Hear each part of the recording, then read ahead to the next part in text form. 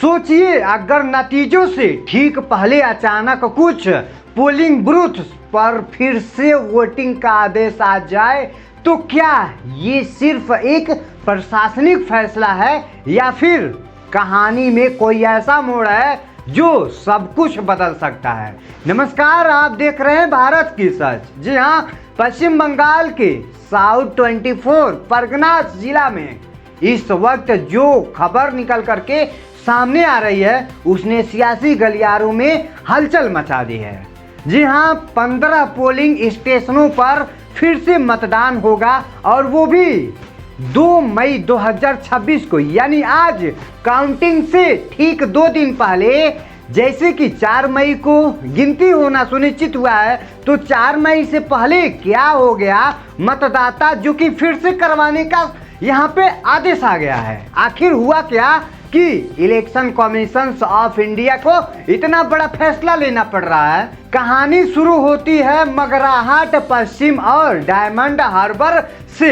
ये वही इलाका है जिसे अभिषेक बनर्जी का गढ़ माना जाता है। यहाँ 11 और 4 यानी कुल 15 बूथों पर फिर से वोटिंग होगी। लेकिन असली ट्विस्ट यहाँ पर है, आरोप लगे हैं कि ईवीएम में छेड़छाड़ हुआ है, वोटिंग में गड़बड़ी हुआ है और कुछ जगहों पर तो ये तक कहा गया कि पार्टियों के नाम के आगे टेप लगा दिया गया, कहीं इंक यानी स्याही डाल दी गई, यानी वोटिंग प्रक्रिया को ही संदिग्ध बना दिया गया। और ये कोई छोटी बात नहीं है क्योंकि कुल 77 पोलिंग स्टेशनों से शिकायत आई थी, लेकिन जांच के बाद सिर्फ 15 पर ही रीपोल का आदेश आया है। तो क्या बाकी शिकायतें कमजोर थी या फिर कुछ और कहानी दब गई? यही से शुरू होती है असली सस्पेंस, जो कि उल्टा है। अभी एक ऐसा नाम जो इस पूरे मामले में बार बार सामने आ रहा है,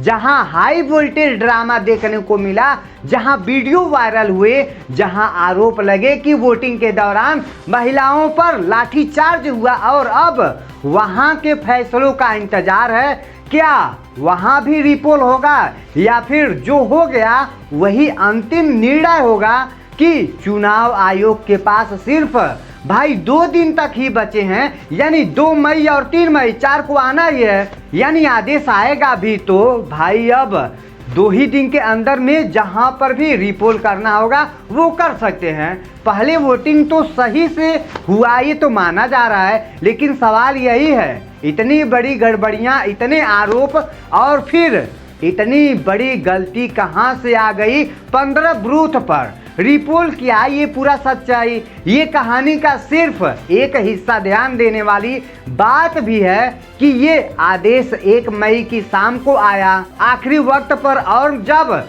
इस्तेमाल हुआ तो ये पीपल एक्ट 1951 के सेक्शन 58(2) यानी कुल आयोग ने इन शिकायतों का गंभीरता से लिया। लेकिन क्या ये कदम काफी है या फिर से सिर्फ एक शुरुआत है? क्योंकि राजनीति में टाइमिंग ही सब कुछ होती है और यहाँ टाइमिंग बिल्कुल आखिरी मोड़ पर आकर बदलती है।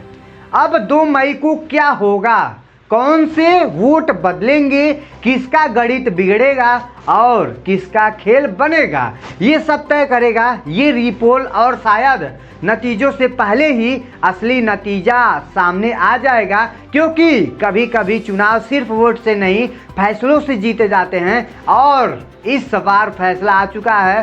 अब देखना ये है कि जनता क्या फैसला देती है, क्योंकि असली ताकत हमेशा उसी के पास होती है और जब जनता फैसला करती है तो इतिहास बनता है या बदलता है। इसी के साथ वीडियो को समाप्त करते हैं। तो आई होप आपको यह इंफॉर्मेशन अच्छा लगा होगा।